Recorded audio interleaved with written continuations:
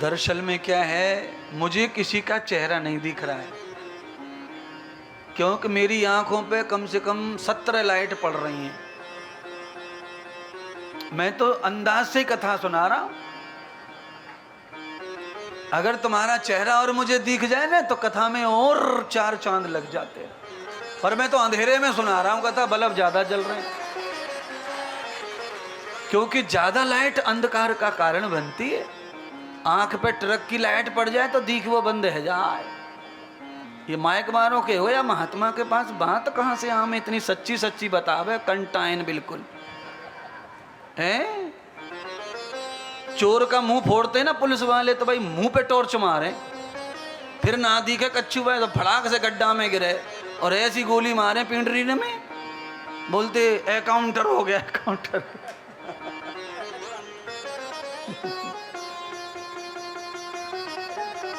Torch आंखों पे torch ना पड़ती तो हाथ आवे चोर पुलिस के, कहीं सवाल ही ना। पुलिस से तो कई गुनी ज्यादा ट्रेनिंग रहे चोर की, क्योंकि पुलिस तो दिन में ट्रेनिंग दे, चोर रात में ट्रेनिंग दे। एक अवतार में भगवान मान सम्मान लेके आए, राम अवतार में मर्यादा लेकर आए, मान सम्मान लेके आए। भगवान बचपन से ही मर्यादा में हंसते नहीं थे ज्यादा। भगवान बचपन में होठों में हंसते थे, अच्छा हंसते थे, मस्त हंसते थे। हैं? कुछ लोगों को आपने हंसते देखा होगा, ऐसा लगे जैसे देवी मैया चढ़ बैठी इन पे।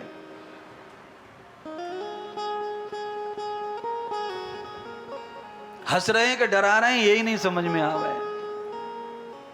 हाँ, और कुछ लोग हंसते मर्यादा पूर्वक आनंद के साथ, पूरा शरीर प्रसन्न दिखता है उनका। और कुछ लोग ऐसे हंसते हैं कि पूरा शरीर परेशान, खाली मुंह आवाज करे। हैं? रावण कैसे हंसता था बताओ, रावण। हाँ, खाली मुंह हंस रहा है और पूरा शरीर तकलीफ में। और सच्ची हंसी, मस्त हंसी, अच्छी हंसी कैसी रहे वे, अंग अंग हंसता है, प्रसन्न लगता है, बदन शरीर मनोहर लगता है। इसलिए लोग फोटो करवाते समय क्या बोलते हैं? हाँ, ऐसी हंसी होनी चाहिए कि फोटो खींचने को मन हो जाए। अच्छा, कुछ लोग ऐसे हंसते ही उनका तुमने फोटो धोखे से खींच लिया और बाद में दिखाया तो बस आप समझ लो मैं क्या बताऊं आपको।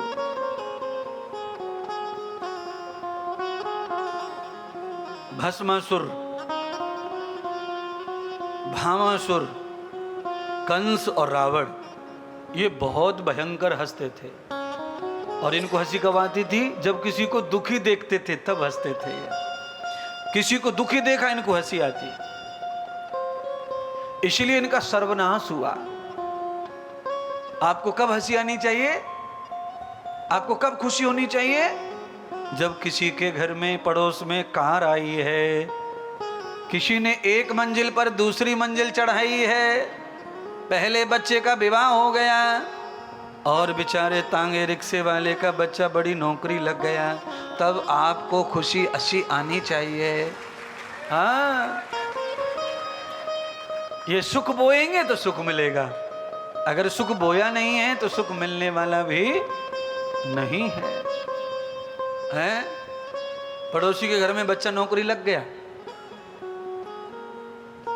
और लक्ष्मी का बच्चा 3 साल से ऐसी तैसी करा रहा, नौकरी लग नहीं रहा है, तो भगवान को कोस रही है। भगवान को हमारे छोरा के लिए तो भगवान मर गो। बताओ, जो कभी मर नहीं सकता उसको भी मरा मानती है। और नौकरी लगवा दे तो पहली बार इंटरव्यू देने के फट लग गए छोरा। आए है फिर क्या कहने, हमारा छोरा बहुत होशियार हो, हमारे छोरा में बहुत योग्यता है, हमारे छोरा बहुत ज्ञानी हो। बताओ, नौकरी पहली बार में लगी तो छोरा ज्ञानी, और ना लगी तो भगवान मर गो हमारे छोरा का है तो। अरे बदमाश औरत, तेरा लड़का पहली बार में नौकरी लग गया तो भगवान को धन्यवाद दे, औलाद को धन्यवाद दे रही है। भगवान को धन्यवाद दे, औलाद से कुछ भी नहीं हो रहा था, कुछ पिछले जन्मों का, कुछ इस जन्म का। मिल के नौकरी मिलती है, मिल के रोजगार मिलता है, मिल के पैसे आने का जरिया मिलता है, मिल के सुख आने का जरिया मिलता है, मिल के आनंद आने का जरिया मिलता है, मिल के जवान उन्नति सखर पर जाने का जरिया मिलता है। कुछ तो करना पड़ेगा। छोटा कमाते हो छोटा दान करो, पर करो, जरूर करो। छोटा कमाते हो छोटा कर्म करो, पर अच्छा करो। अदिति माता के व्रत से भगवान प्रकट हो गए, देवताओं के छोटे भाई बनकर आए और आते ही 7 साल की आयु में शरीर धारण किया। 7 साल में ब्राह्मण कुल में जन्म हुआ। इस कारण भगवान सीधे बृहस्पति ब्राह्मण के पास गए, देवताओं के गुरु के पास। मुझे पहले गुरु मंत्र चाहिए, पहले यज्ञोपवीत चाहिए। यद ब्राह्मणम कर्मम भूयः। इस पांडाल में भी कुछ ब्राह्मण ऐसे बैठे होंगे जिनकी उम्र है 55 साल, पर अभी तक गुरु।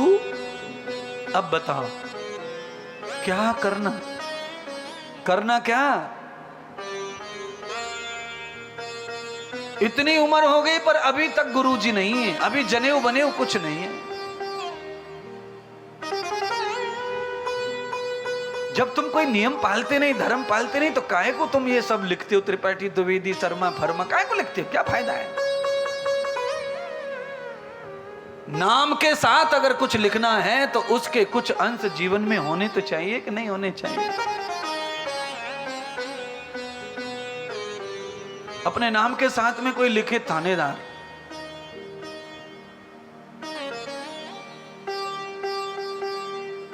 अपने कपड़ों पे कोई आईपीएस की बैच लगा के घूमे, क्या हो जाएगा उससे?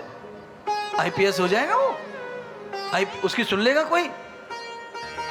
लोग 2 दिन 4 दिन पढ़ेंगे बैच को, मानेंगे कि हाँ भाई होगा, पर जब समय आएगा तब सारी क्रिया खराब हो जाएंगी।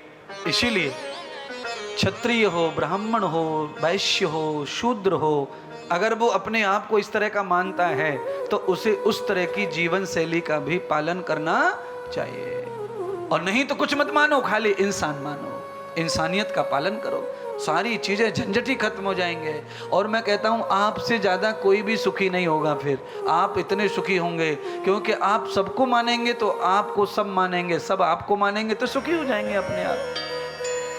कोई न कोई जरूर हमारे दुख में खड़ा रहेगा तो हमारा सुख ही रहेगा, दुख रहेगा नहीं।